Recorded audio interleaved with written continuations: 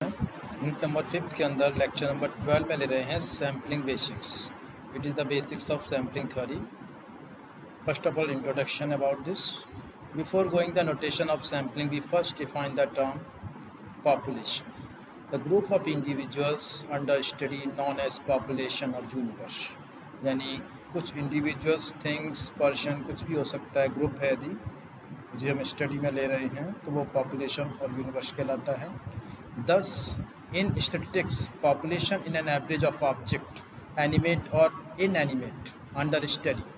We may speak of population of weight, heights of student in a school, mileage, date of birth, automobile, tires, etc. The population may be infinite or finite. Population finite हो सकती है, infinite हो सकती है. A population containing finite number of individuals or members is called a finite population. यदि population में finite number of individuals या members हैं तो उसे फाइनाइट पॉपुलेशन कहते हैं. For instance, the population of mechanical engineering students in A college. यदि example लें से मैकेनिकल इंजीनियरिंग स्टूडेंट है पॉपुलेशन में कॉलेज में, और and population with infinite number of individuals called the infinite population. For instance, the population of pressure at different points in the atmosphere. Different point का atmosphere में different points पे यदि pressure को हम major करते हैं तो उसकी जो पॉपुलेशन है वो कहलाएगी infinite population. Now come to the sample. A small section related from the population is called sample. एक छोटा सा छोटा सेक्शन निकाला जाए पॉपुलेशन में तो उसे सैंपल कहते हैं. For instance, a house wife test a small quantity of rice that has been cooked और not. The small quantity is a sample and represent the entire quantity of rice cooked. इसलिए छोटी सी जो quantity ली है वो कहलाएगा sample, और जो total quantity है वो क्या कहलाएगी पॉपुलेशन, जो राइस कुक कर रहे हैं. The number of individual include in the sample is known as the size of sample. जितने भी नंबर ऑफ इंडिविजुअल्स एक सैम्पल में होते हैं उनको साइज ऑफ द सैम्पल कहते हैं. And process of selecting A sample from the population is called sample. इस तरह से पॉपुलेशन में से सैंपल को सेलेक्ट करना क्या कहलाता है, सैम्पलिंग कहलाता है. The population of heads and tails obtained by tossing a coin an infinite number of times is known as hypothesis population. यदि एक इनफाइनाइट नंबर ऑफ टाइम्स यदि हम हेड या टेल को करें और टॉस करें और हेड और टेल यदि उसमें से हम पॉपुलेशन निकालें तो क्या कहलाएगा, वो हाइपोथेसिस पॉपुलेशन कहलाएगा. A random sample in one in which each member of the population has an equal chance of being including it. यदि हम रैंडम सैंपल की बात करते हैं तो सभी पॉपुलेशन में जितने भी मेंबर्स हैं सबको इक्वल प्रॉबिलिटी या इक्वल चांस दिया जाता है इंक्लूड करने के लिए इसमें.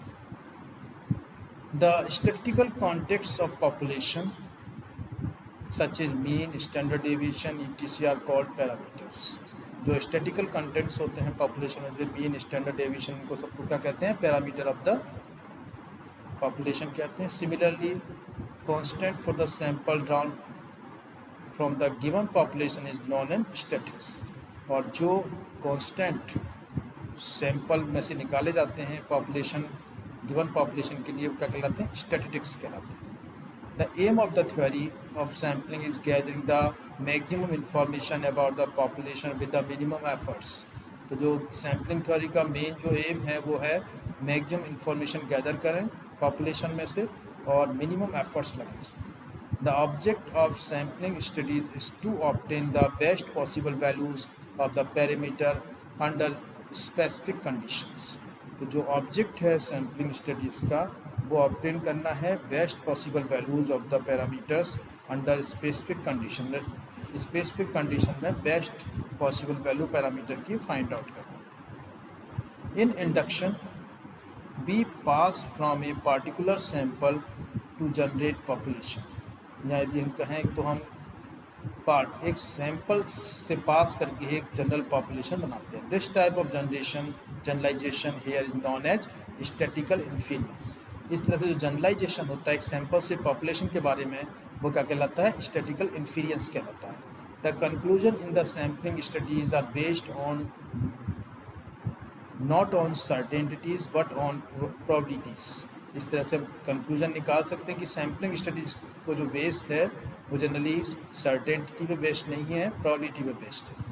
The fundamental assumption underlying most of the theory of sampling is random sampling. यदि फंडामेंटल एज्यूम्पशन को यदि थ्योरी ऑफ सैम्पलिंग में, तो मैक्सिमम इसमें क्या है, रैंडम सैम्पलिंग का यूज़ किया गया है, which consist in selecting the individual from the population in such a way that each individual of the population has the same chance of being selected. यदि पॉपुलेशन में से सिंपल्स इंडिविजुअल सेलेक्ट किए जाते हैं sample के लिए, तो जितने भी इंडिविजुअल सेलेक्ट किए गए हैं पॉपुलेशन में से, उनके लिए सेम चांस दिया जाएगा सेलेक्ट होने के। Sampling distribution, suppose all possible samples of size and which can be drawn from a given population at random. Suppose सभी पॉसिबल साइज स्मॉल एन वाले सैंपल्स को ड्रॉ किया जाता है पॉपुलेशन में से। Find out the mean of each sample, तो हमें इसका मीन निकालना है। The means of the samples are unequal, जबकि जो मीन्स होते हैं सैंपल्स के भी अनइक्वल होते हैं। The mean with the respective frequencies are group, इसके लिए हमें मीन की रेस्पेक्टिव फ्रीक्वेंसी को ग्रुप करना पड़ता है। The frequency distribution so formed is called the sampling distribution of the mean. इस तरह से फ्रीक्वेंसी का जो डिस्ट्रीब्यूशन होता है वो sampling distribution of the mean कहलाता है। Similarly sampling distribution of standard deviation we can have, इस तरह से sampling distribution of standard deviation हम रखते हैं। Standard error, the standard deviation of the sampling distribution of statistics is known as standard error और SE. जो sampling distribution में जो स्टैटिस्टिक्स है वो स्टैंडर्ड एरर या एसी कहलाता है। The standard error is use to assess the difference between expected value and observed value. इस तरह से जो स्टैंडर्ड एरर है उसे यूज़ किया जाता है difference between the expected value और observed value. And reciprocal of standard error is known as precision, और स्टैंडर्ड एरर का जो जस्ट रेसिप्रोकल होता है उसे कहते हैं precision. If N is less than 30, यदि सैंपल साइज लेस देन 30 है, इस सैंपल इज कॉल्ड स्मॉल, तो सैंपल को क्या कहते हैं, स्मॉल सैंपल कहते हैं। While N greater than equal to 30 is called the large sample, जबकि एन 30 या 30 से ग्रेटर है तो उसको लार्ज सैंपल कहा जाता है। The sampling distribution of large sample is assumed to be normal, और जो लार्ज सैंपल्स के लिए सैम्पलिंग डिस्ट्रीब्यूशन होता है वो नॉर्मल एश्योर्ड किया जाता है। Sampling distribution of mean from the infinite population, infinite population में सैम्पलिंग डिस्ट्रीब्यूशन मीन का। Suppose the population be infinitely large and population mean and variance be mu and sigma square respectively. Suppose जो population है वो infinitely large है और population के mean और variance mu और sigma square हैं. If x is random variable then ex equals to mu and variance x equals to sigma square. तो ex की value mu, variance x sigma square लिया गया है. The sample mean x bar is the sum of n random variable x1, x2, xn and variance x1 equals to variance x2 up to sigma square and so on. सभी x1 x2 जो variable हैं उनका सम यानी mean है, and random का क्या है x बार है, और वेरिएंस सबका sigma square. E X bar equals to expectation of x bar क्या होगा, E x1 plus x2 up to xn upon n। So E x1 upon n plus E x2 upon n up to E xn upon n, mu upon n, mu upon n, mu upon n और n into mu upon n यानी mu. तो इसका mean क्या आ जाएगा, mu आ जाएगा। जबकि variance x bar क्या होगा, variance x1 plus x2 up to xn upon n, variance x1 upon n plus variance x2 upon n up to variance xn upon n, और variance x1 plus variance x2 plus variance xn upon n square, और sigma square sigma square sigma square upon n square या sigma square upon n। Hence the expected value of the sample mean is the same as population mean, while the variance of sample mean is the variance of the population mean divided by the sample size n। इस तरह से population mean और sample mean same होते हैं, जबकि variance में population का variance sigma square है तो जो सैम्पल का वेरिएंस है वो divide by n. If the sample size n is increased the variance of X bar sigma upon under root of X bar is called standard error of the mean and denoted by sigma X bar, and sampling from normal population is defined as X tends to n mu sigma square, और x bar tends to n x sigma square upon n. Testing of hypothesis. Next topic is testing of hypothesis. The testing of hypothesis is a procedure that helps us to ascertain the likelihood of hypothesis population parameters being correct by making use of the sample statistics. It is process of testing of significance which concerns with the testing of same hypothesis regarding a parameter of the population on the basis of statistic from the sample. इस तरह से ये process होता है testing of significance का। Process of testing significance जो concern करता है testing of same hypothesis regarding A parameter of the population on the basis of statistics from the sample. यानी जो सैंपल का स्टैटिस्टिक्स है और पॉपुलेशन का स्टैटिस्टिक्स है उसमें जो आपस में जो रिलेशन बताता है वो बताता है टेस्ट ऑफ सिग्निफिकेंस, कि सैंपल का कितना आ रहा है और उसका कितना आ रहा है, अलग अलग में आपस में relation. The test of hypothesis discloses the fact whether the difference between sample statistic and corresponding hypothetical population parameter is significant or not significant। तो जो टेस्ट ऑफ हाइपोथेसिस बताता है कि इस फैक्ट को कि जो डिफरेंस आ रहा है सैंपल स्टैटिस्टिक्स और हाइपोथेटिकल पॉपुलेशन पैरामीटर्स में वो सिग्निफिकेंट है या नॉन सिग्निफिकेंट है। Thus the test of hypothesis is also known as the test of significance. इसलिए टेस्ट ऑफ हाइपोथेसिस को हम टेस्ट ऑफ सिग्निफिकेंस भी कहते हैं। Now the null hypothesis.